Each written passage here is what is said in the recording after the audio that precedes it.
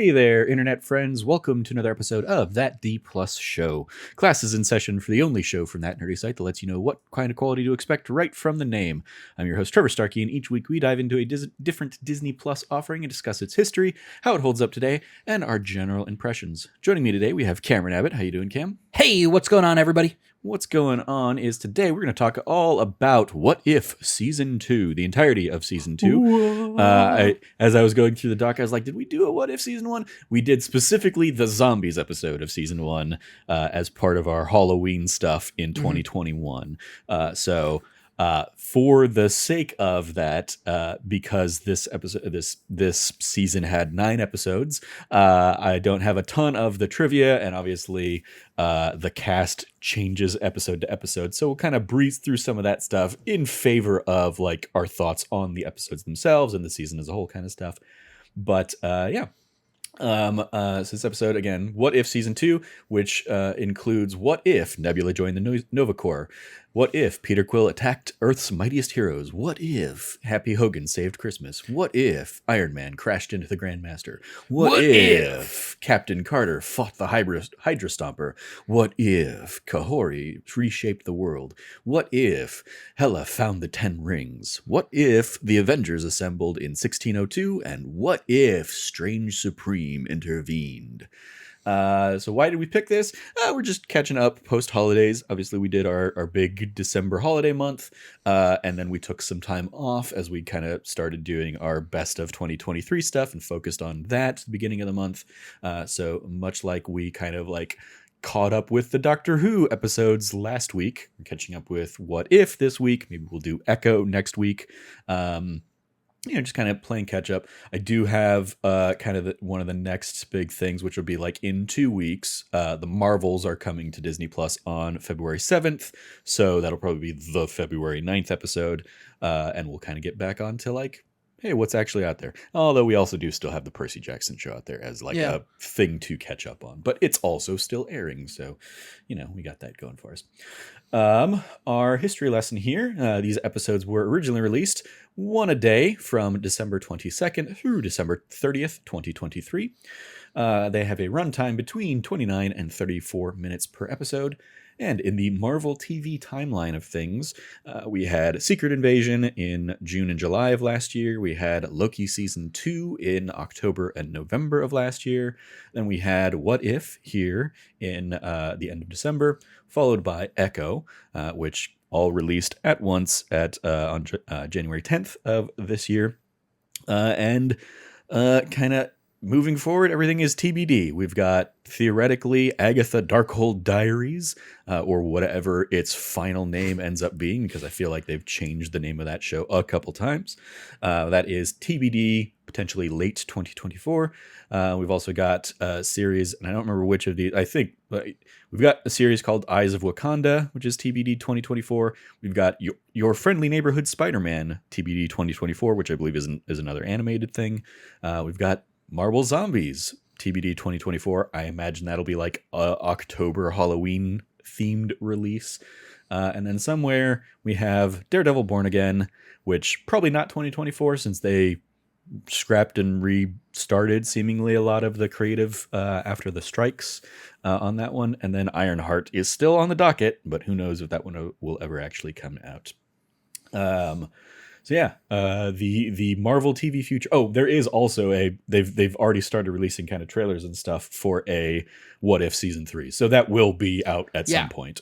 I just don't know when or where. Probably I would guess probably 2025, but we'll see.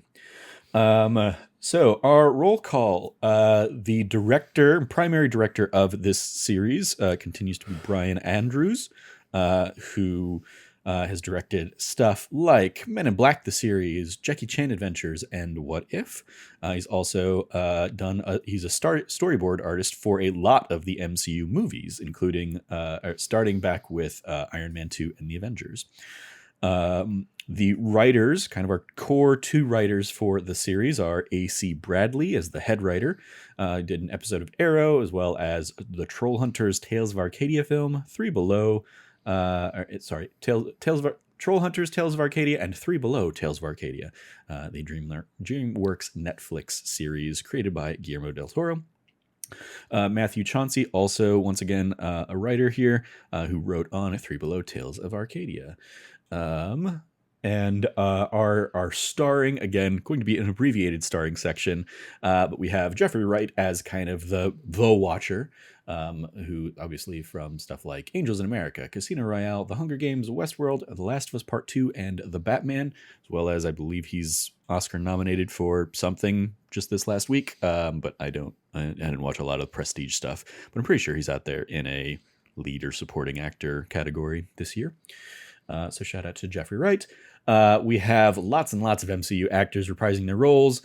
When it was just the one episode of Zombies, I had no problem going through and like saying, here's everybody who's in it. I was not going to do that for all these episodes, but I do want to shout out Devery Jacobs as Kahori here, new hero to the MCU, who has been in Reservation Dogs and What If here. She also plays a role in Echo. And not the same role. She is not playing Kahori in Echo, which is what I first thought when I saw that she was in both things.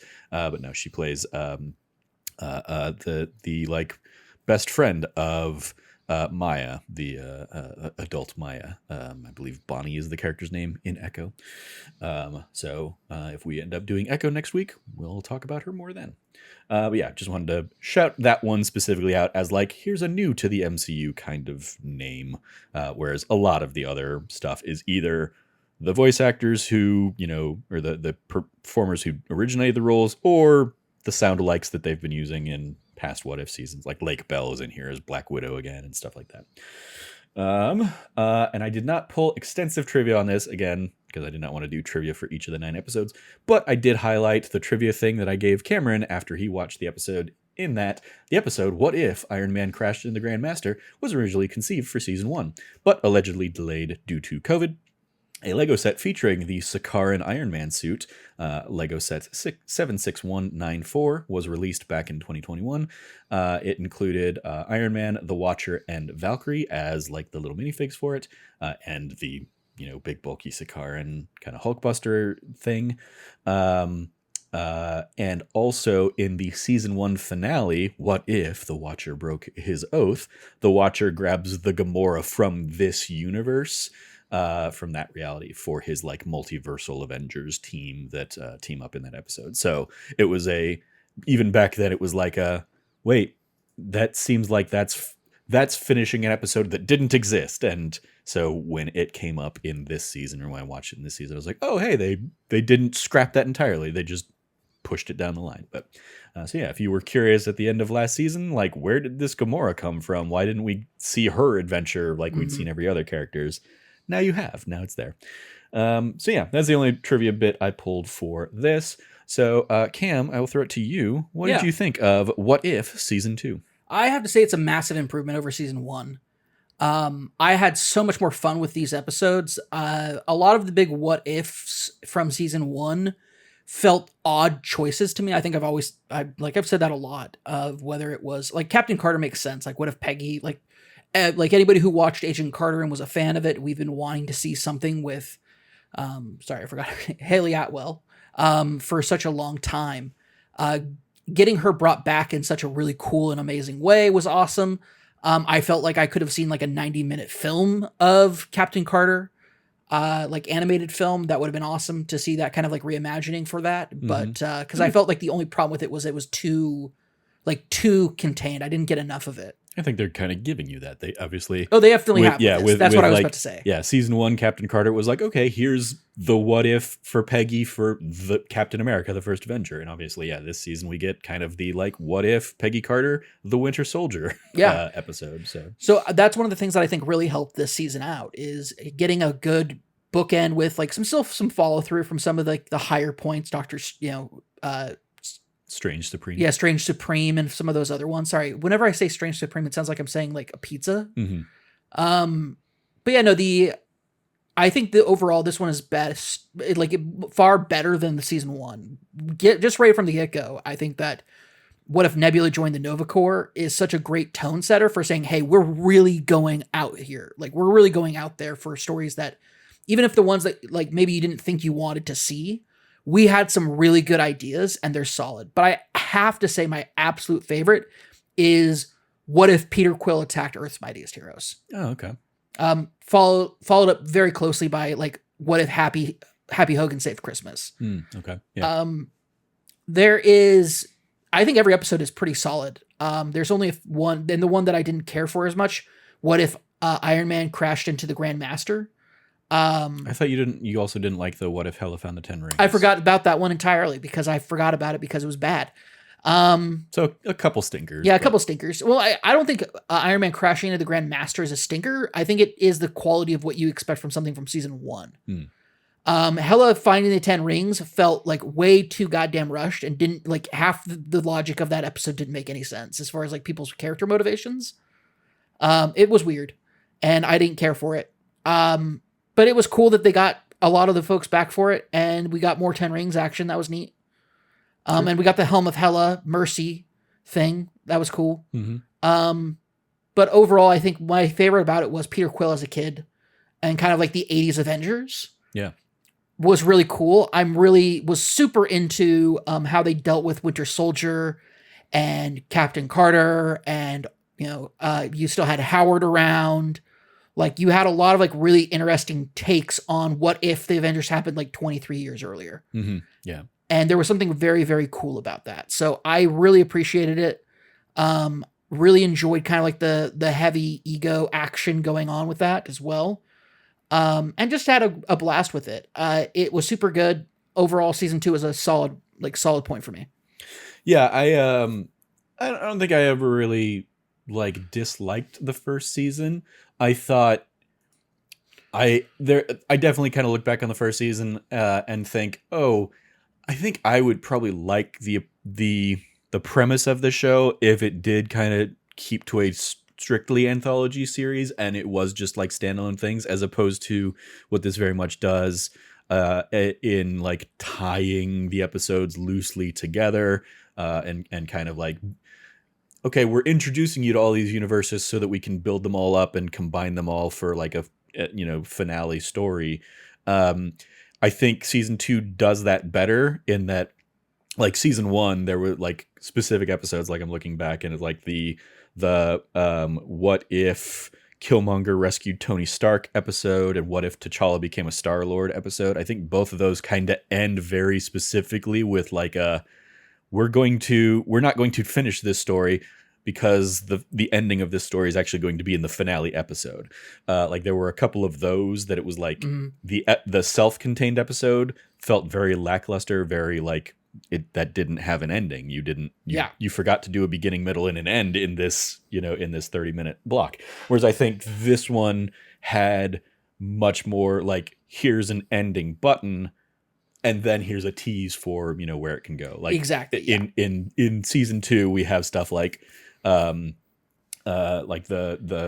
Captain Carter versus the Hydra Stomper ending with like, okay, they've put an end, they've found a button on that Hydra Stomper story, but Peggy's still gonna go out there and try and find Steve, and then we get the like she gets sucked into a portal and it's like, okay, yeah, what's happening there? Like it doesn't end 5 minutes earlier, and then we pick up with that ending in the beginning of Strange Supreme Intervened, or I guess that one ties more directly into the Avengers Assembled in 1602.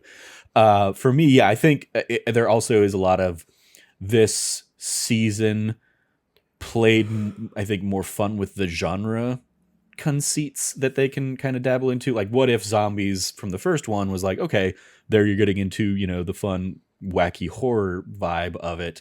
And here, starting right out the gate with basically a Blade Runner story with Nebula. God, it was so good. Like Blade Runner future noir. There's a lot of fun there. Space noir can be so good if you do it right, and they did it so right with this. Yeah. Peter Quill, very much like fun 80s action, leaning into a lot of the like Peter Quill-isms of that one, but while also largely still telling the same Guardians of the Galaxy Volume 2 story, just on a different timeline and in a different location. So yeah, I think that one and Avengers Assembled in 1602 were a couple of my favorite episodes this season, Definitely because they played with the idea of like these Avengers out of time, or a different time setting for the Avengers and stuff. Shakespearean Avengers was awesome as hell. Yeah. Happy Hogan Saving Christmas, a great fun like send up of all sorts of Christmas movies, most notably obviously like Die Hard and stuff like that. There's two things about it that really stand out to me about that episode, though. It's Sam Rockwell when he shows up, and you're like, I can't, but like that's so great they got Sam Rockwell back for this. And the second one is when the Hulk serum like pops into Hogan's leg and it auto ejects. Why would it do that? So good. It's such good, like, such great comedy beats in that episode that just like really elevate that for me. Yeah. You even have like a Jingle All the Way reference with Hawkeye trying to find a Tony Stark action figure, and all that's left on the shelves are just racks of the Hawkeye ones. Yep. It's like, oh, poor Hawkeye. Iron Man Crash into the Grandmaster. It was like, for me, as somebody who knew like the fact that episode had been out there and had seen like the Lego set and stuff, I was like, oh, that's fun that they brought this in. More Jeff Goldblum as Grandmaster, usually always going to be fun. But yeah, I think this one was like okay, I don't really care about the toniness of this episode. Sure, they have some fun with the Death Race stuff.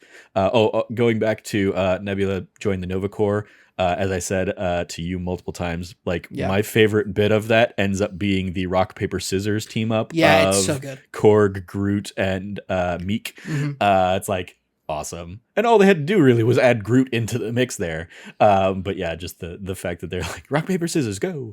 Captain Carter fought the Hydra Stomper. Considering like the Winter Soldier is one of my favorite films in the MCU. Absolutely, yeah. Seeing like what that story looks like in this alternate universe was a lot of fun. Seeing like, when in a universe where Bucky didn't become the Winter Soldier, he becomes Secretary he of State. becomes the Secretary General of the whatever of the council, and he's out there. Like the interesting ways they kind of tied that together. Even like just other nods and stuff to Winter Soldier of like, we see Widow out there running around doing the laps, which obviously gives us the famous like on your left stuff. Yep. And Peggy basically being like Widow saying like, you could join me, and Peggy being like, I was never one to run around in circles. I never saw the point. Like, shout out Peggy. Yep. Haley Atwell is a ton of fun in this, and I love that we get to see her not only in like this guys, but in the Peter Quill, versus Earth's Mightiest Heroes one. Like, we do see kind of the beginning of Ant-Man era Peggy Carter, who is like ahead of S.H.I.E.L.D. and kind of went on to that kind of career path. We get to see her and Howard in that era teaming up with Michael Douglas and him, getting through that. So good. Kahori Reshape the World was like one of those ones that was like the big question mark, because another thing is like all of these like titles had leaked, a month or two before the episode, and there was nobody everyone's like, who the hell's Kahori? Yeah, exactly. Like, and then we saw like the first trailer, it was like, oh, that's clearly Kahori, the like Native American looking one with like blue powers and eyes and stuff. And so the idea that was like the Tesseract, instead of going down to somewhere in Norway, went into like, well, it's not even that. It got broken during Ragnarok happened early, which is such a cool premise. It's like Ragnarok happened early, Tesseract gets split in half by Surtur's sword. Yeah, also shout out for the, like I popped a little bit when Clancy Brown is Surtur in there, like reprising his role as Surtur. It's like, good for you, Clancy Brown, just being in here to destroy Ragnarok. Yep. Getting your win back for Thor Ragnarok. Just so good. But yeah, so Kahori kind of like, I love that. Like that is the epitome for me of like the kinds of stories that this can tell, of like, let's see something that we've never seen before in the MCU, and this being a very like cool. I mean, the fact that it's all in the Native American kind of tongue, and the entire thing subtitled, or there is like a bit at the end where I'm like, okay, but how do they suddenly all know Spanish? Because obviously they're fighting off the invading Spaniards. But it was very much like, all right, Disney finally doing Pocahontas right. There we go. Yeah, it was great in that one. And I love how that ends up coming into play in the finale of like, obviously we get the coda there at the end of like Strange finding her and being like, I need your help kind of thing. And when we see Strange bring in Peggy at the end, it's like, okay, well, like, wait, what happened to Kahori? And she comes in as like he tried to do this with me and he's gone mad. Like the faux like villain thing. Because obviously like we can cheer for her because we know the reality of like how colonialism completely fucked up her people, and be like, yeah, we don't want that. Like, go and but like she is also a very threatening figure, so I could see like Doctor Strange being like, it got out of hand kind of thing, and she went Doctor Strange being like, something like listen, those people. It's like, what do you mean those people? But yeah, then we have Kahori or Hela found the 10 rings was like yeah, it was an interesting mashup of Thor and the Shang-Chi and the Legend of the Ten Rings. I don't think I had the problems with motivation as much as you did, so much as like, okay, I don't care about these characters. And I guess the closest I would say to like, oh, I don't necessarily get the motivations is like we kind of get Hela's mind shift told via a montage. Like she makes it into it's not Shangri-La, but the place of like the mystical 10 rings powers and stuff like that. And like she has those, like she has the face off against Shang-Chi's mom basically, and kind of goes through her training and goes through all that stuff. And then it's like, okay, but even there, she's still talking about like, I want to kill my father. I want to take this power back. I want those rings. I want all that stuff. And it's like, okay, but like, and then by the end of the final battle where Thor's, not Thor, Odin's out there, like, wreaking war and stuff like that. It's like, okay, but like, yeah, I didn't really buy you making the shift to suddenly being like the goddess of grief and mercy or whatever. My thing was, it was Odin's motivations that were really confusing for me, because it's like he's sending her on this journey of like self-discovery, and then he's just like, what's that, 10 rings? Gotta go. And like just hopping down there being like, let's like war. Daughter, you're alive. I'm still waging this war in your name. Like, it's just like, where is like, there's such a weird shift, because at first we get like Thor, like the movie Thor, Odin with like Anthony Hopkins being like doing the, if she should ever show mercy, she shall be granted the power of Hela with the helm and everything. And it's like, that's cool. And then like the next time we see him, it's like absolute 180 of like feelings of it. And I get people are like, well, that's how he used to be. It's like, but there's no I'm sending you down there to teach you a lesson and it like making sense and it working. If you are just going to just like, it's just such a weird tonal shift for that Odin to make. Like, even if you're telling me that's old Odin, who's like the warmonger, sure, but then why does he do the first thing to begin with? Why does he give her a shot rather than just sealing her away? Like, I mean, like for me, and admittedly, I only watched the episode like the one time, so I might be foggy on this, but my takeaway was like he was feeling threatened by her, like she was lusting for power, including his own power. And so he was kind of putting a stop to that and dismissing her. So it wasn't like he wasn't doing the same thing as Thor. Like, obviously, yes, it's a callback to Thor, but he wasn't like, Thor's after my throne, I need to teach him a lesson. He was doing that for Hela. Like, Hela's after my throne and could take it, so I'm going to stop this now. I guess, maybe. But yeah, like, he's still very much the, like, warmongering Odin. Sure, but it's just, then why give, like... There's just so many, like, I don't understand, like, they chose to do this scene with like a throwback for Thor, and I get, but it just does not make sense with the rest of it.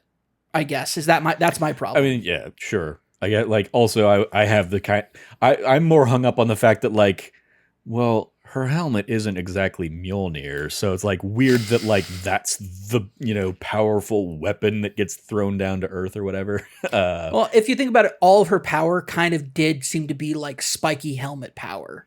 I mean, yeah.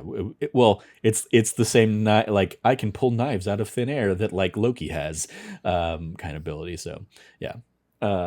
Oh, well, that doesn't make any sense. They're not really related. Exactly. I always go back to there was a meme that came out after Thor Ragnarok that was like, Hela doing the like pulling the daggers out, Loki pulling the daggers out, Hela with the dark black hair, Loki with the dark black hair, and being like, "Are you sure Thor's not the adopted one?"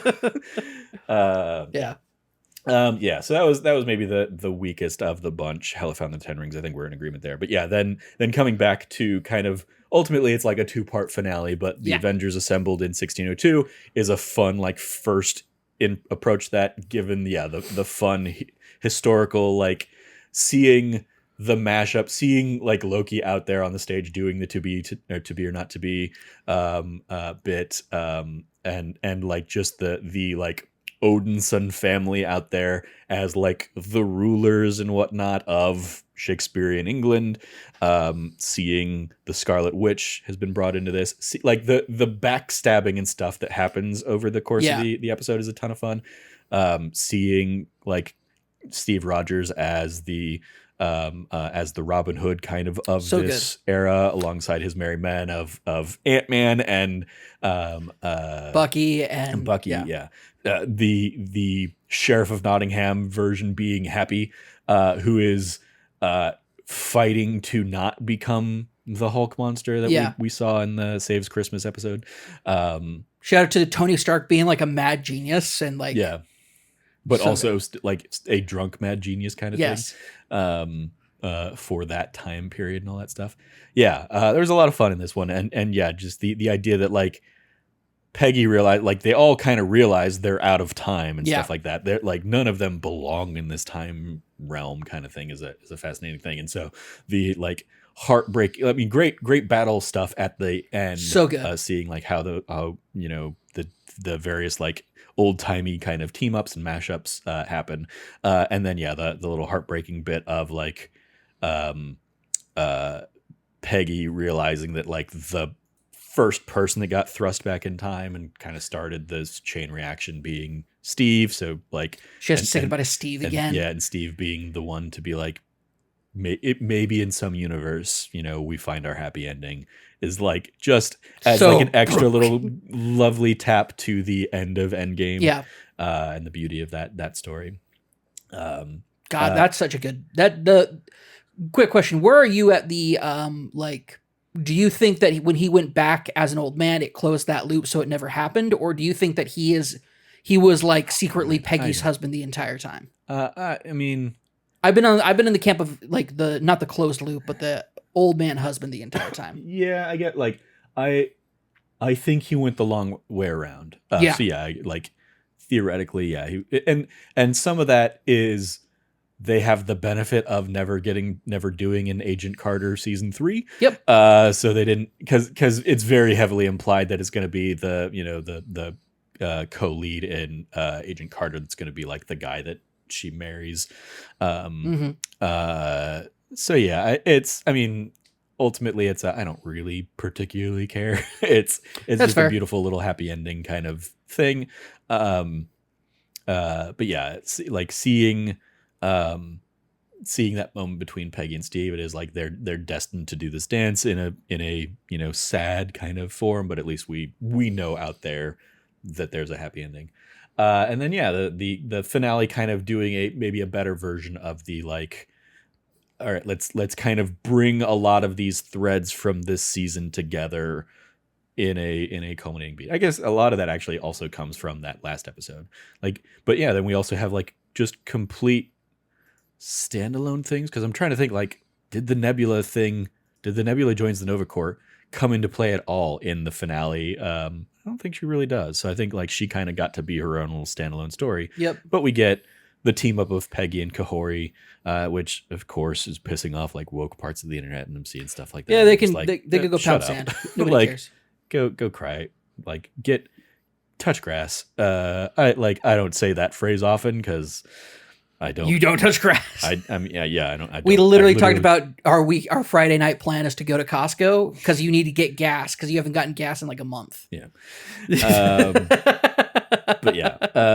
it like there are so many more things to have problems with in the world than two animated superheroes teaming up and having a bunch of abilities and being overpowered for a one-off thing against a guy who has absorbed thousands of demons of power. Get over yourselves. But yeah, it's still a ton of fun especially once I think in that one, once Peggy gets the like infinity suit from kind of the end of the first season, seeing her and how she chooses to use the powers, I think is a lot of fun.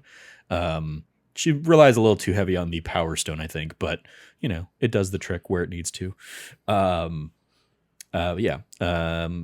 Lots of fun across this run. For me, there's always a fun element in these two. Okay, taking the established thing that we knew, and then like doing the twist on it. So those episodes where it is like, okay, yeah, there's the callback to Black Widow and what happens in this universe because other things didn't happen in the MCU film universe and stuff like that. But then there are just excellent standalone things of like, yeah, this Kahori episode comes out of nowhere, doesn't really tie specifically to any of the other movies, and is a great fun time. It's just such a good one. It's so good, especially with the way that the idea of how the space stone, like how splitting the space stone and the Tesseract works. Just, it's really great. Yeah. Any other thoughts on season 2 here? Any other highlights or anything you want to shout out before we kind of do a wrap up? A little shorter episode on this one, just because we're talking about a whole bunch of stuff that we watched a couple weeks ago, and so like going back and thinking of specific beats or moments. I think it really comes down to, I think Kahori episode I think is the best. I really do think it's the best one. It's not my favorite one, but it's definitely the best one. From top to bottom, the attention they pay to the original native language, the way the color of subtitles switches as you're like watching that go through, it's just really, really good.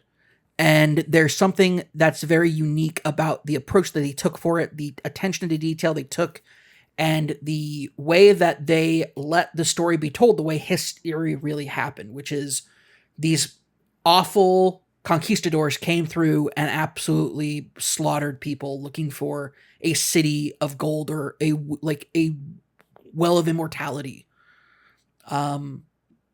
Like, so many people died for absolutely nothing. And this is something of a historical, not justification, but a historical reckoning.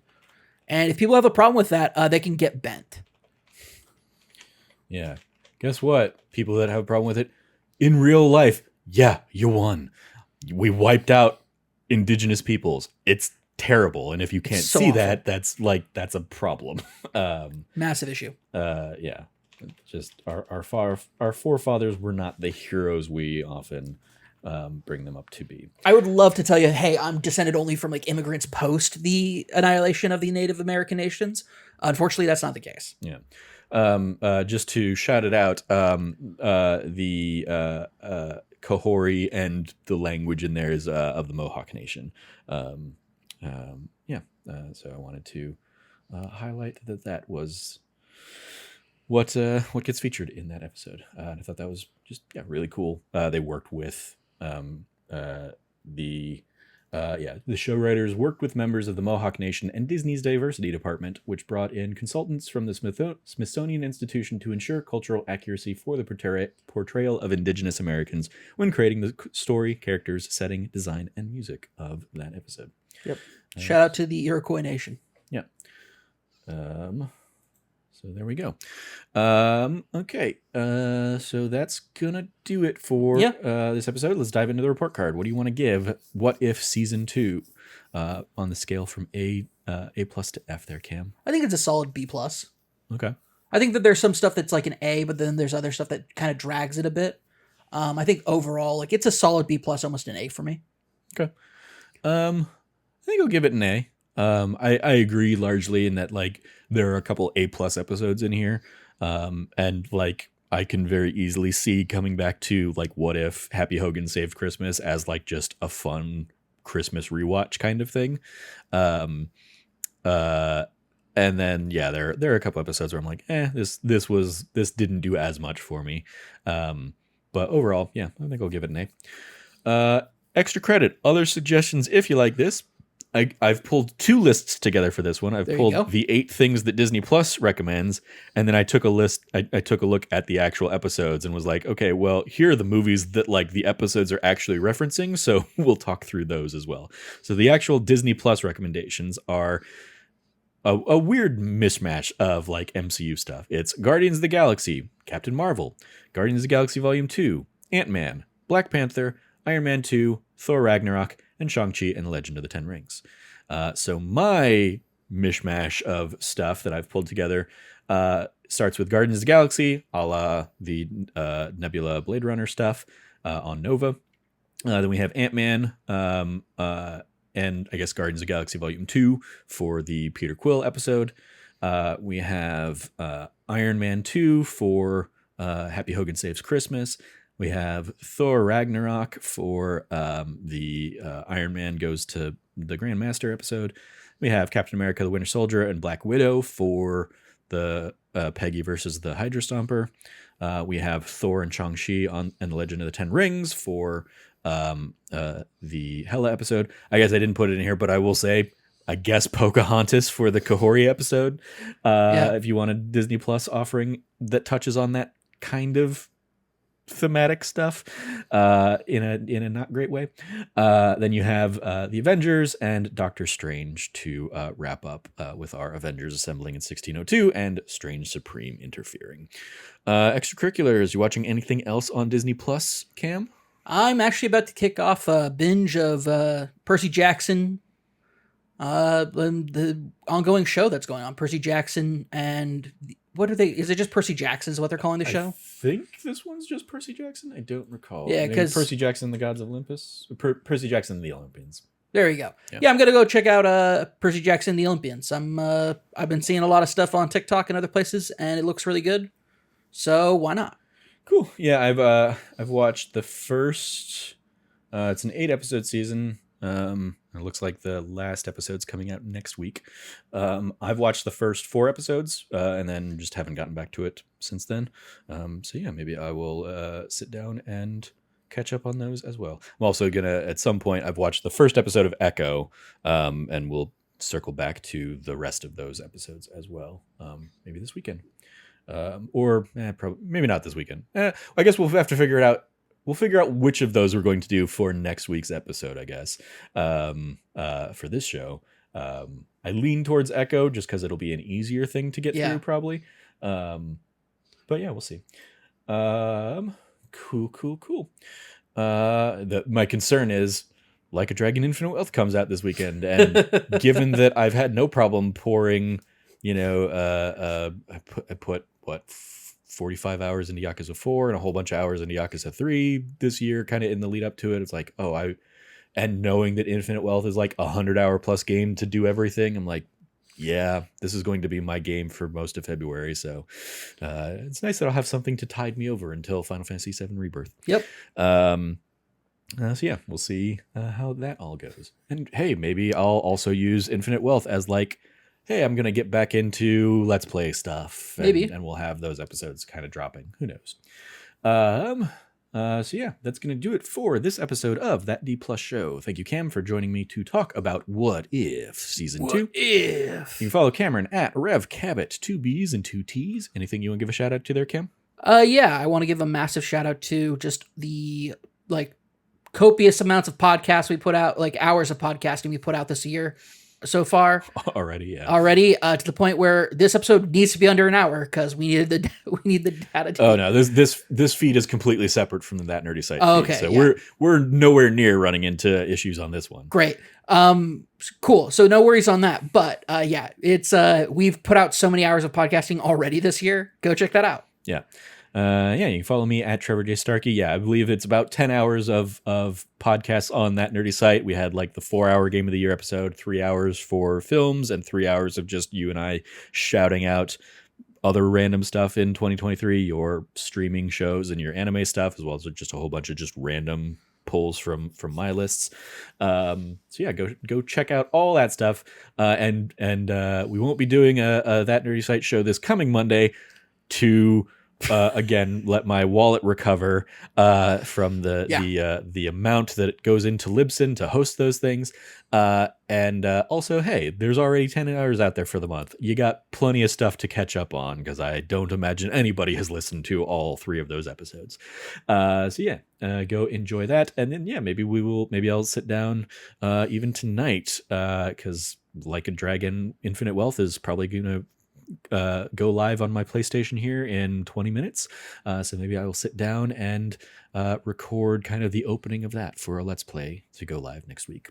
So stay tuned for all that fun stuff.